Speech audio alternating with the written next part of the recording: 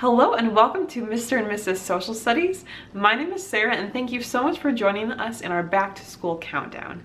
If you've missed any of our videos thus far, I'm actually going to link them in a playlist up here in the cards that you can click on.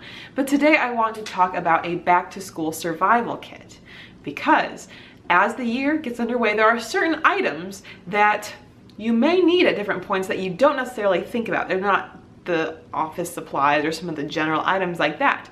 And if there's any of these items that you don't already have in your classroom, I suggest bringing these either in like your teacher bag or just bring to your classroom to keep there. And it could help you in the midst of some sort of situation or in a spot where you just wish that you had that item and didn't. Some of these I've learned from my own mistakes, and other things I just find that I'm really appreciative when I bring them to the classroom. So let's get started. First of all, you may want to bring a sweater or extra layer of some kind. Now, I don't know about you, but sometimes I get pretty chilly in different rooms in the school. I don't know if you guys can relate, but sometimes the classroom is just so cold and you don't know why.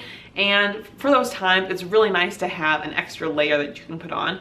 Oftentimes too, I find that when the students aren't in my room, that's when it's really cold. When I'm just seated there and not teaching, so that's the perfect time for a sweater or some sort of extra layer. My next survival kit item would be to have some reusable bags.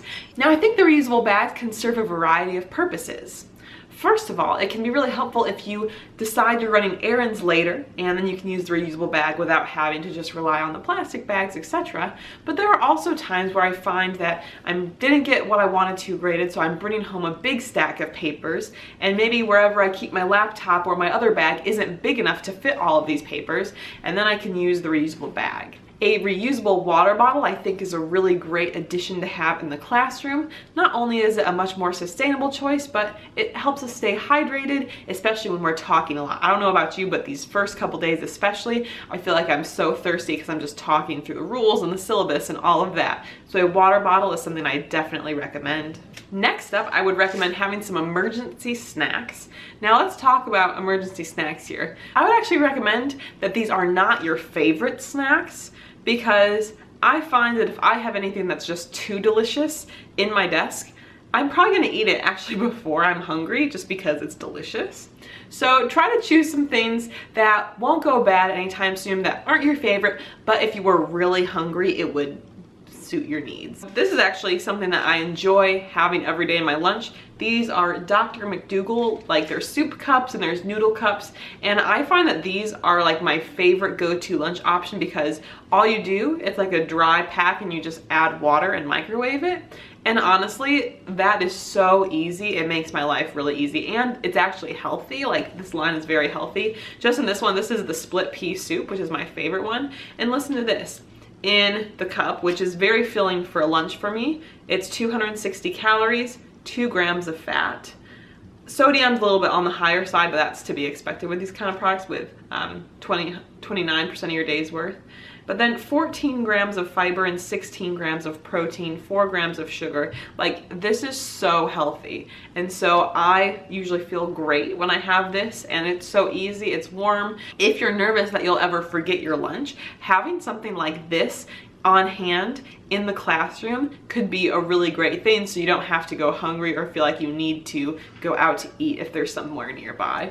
And then granola bars or food bars can be a great thing as well. Another great thing I'd recommend are tea bags or tea, or I suppose if you're more of a coffee fan than related coffee products. These can be really nice. I keep a mug at school and will honestly just let these steep in cold water or hot water, I suppose, if you're interested in that. But I don't really do much with caffeine, but if there's some mornings I'm really struggling or maybe feel like I've got a scratchy throat coming on or something, these are really nice. Lotion might be helpful, so I'll keep a bottle of lotion at my desk just in case I have dry hands. Hopefully you're washing your hands more often since you're dealing with a lot of germs in the building, and when you wash your hands a lot, then you have drier hands, so the lotion can help with that. So I definitely recommend lotion. I don't have any props for this here, but if applicable to you, I recommend having some feminine products with you or at your desk. This could be helpful for you in case of an emergency, again, if it's applicable, or especially if you have older students, so like middle school, high school students, even upper elementary grades.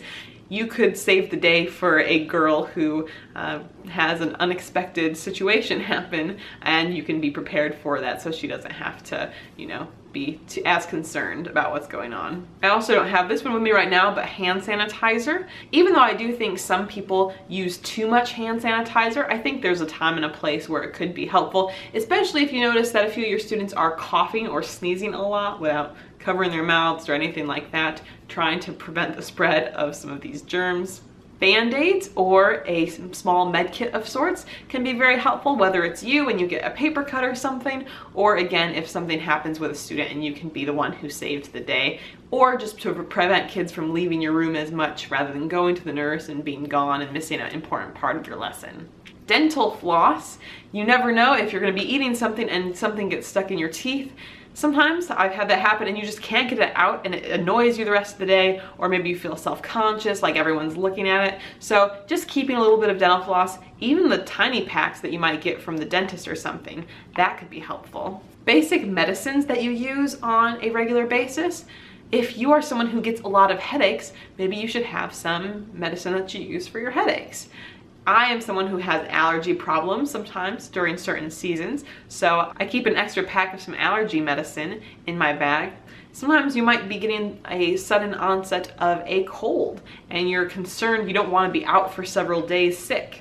I know I have like those zinc lozenges that I take if I feel like I might be getting a cold that can help reduce the cold or shorten it. So having those on hand just allows you to start feeling better while you're there at school if it strikes during the day, rather than waiting until you get home. So just to make yourself more you and less sick, less miserable. This one may depend on the person, but if you're someone who's often bringing electronic devices to and from school, having an extra charger of these devices could be helpful, so you can keep one at school and one at home. That could be convenience factor, and perhaps maybe even the battery on your phone doesn't last that long, and it's just easier to keep one at the school as a backup, so that you don't have to be without your electronic devices or scrambling to prevent them from dying. And then finally, trying to have at least one emergency sub-plan ready to go in a clear, organized spot in your classroom can be very helpful.